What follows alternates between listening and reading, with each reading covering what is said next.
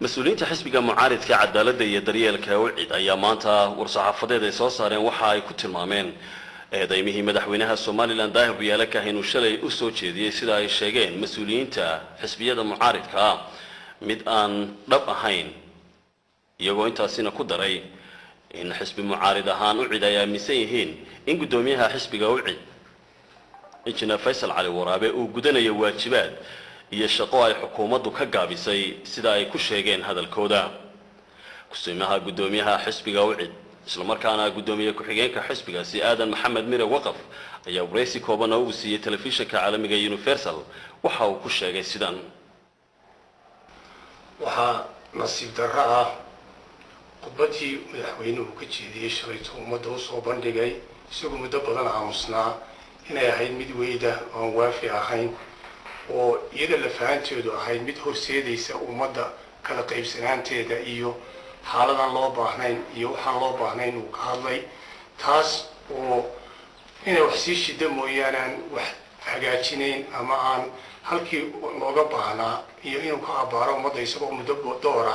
ka aamusnaa inuu ka qabto iyadoo xaalad fara badan ay maanta taagan yihiin oo ah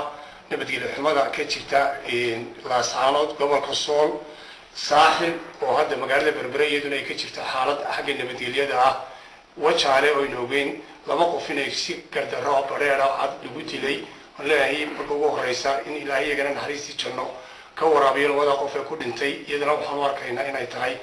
xaalad iyaduna nabadgelyada wax weyn dib u keenaysa xagga nabadgelyada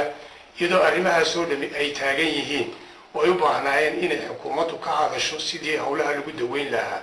ayaad moodaa inay u tafaxaydatay inay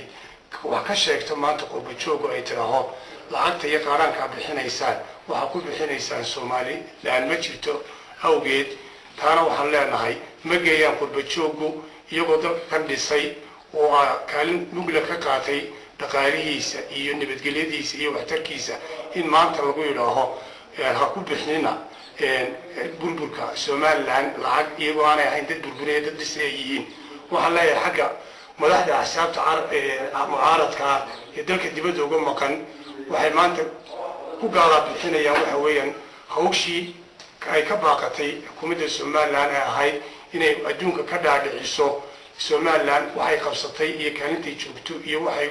ictiraafka uga baahan tahay si ay dawladaha uga dhaadhicin lahaayeen ayay ugu maqan yihiin dumis iyo kala qaybin ummadda Soomaaliland ee dibadda ku nool uguma maqna taa waxaan leeyahay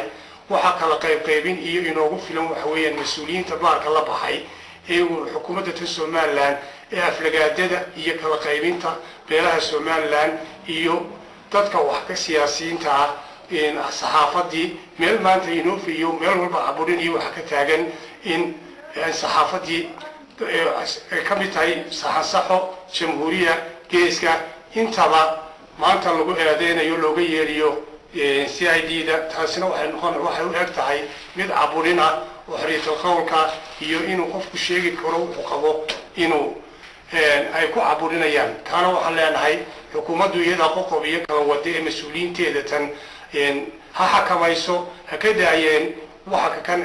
ummadda kala kaxaynaya wada jirkeeda iyo midnimadeeda Khadar Maxamed Cakulle Universal TV Hargeysa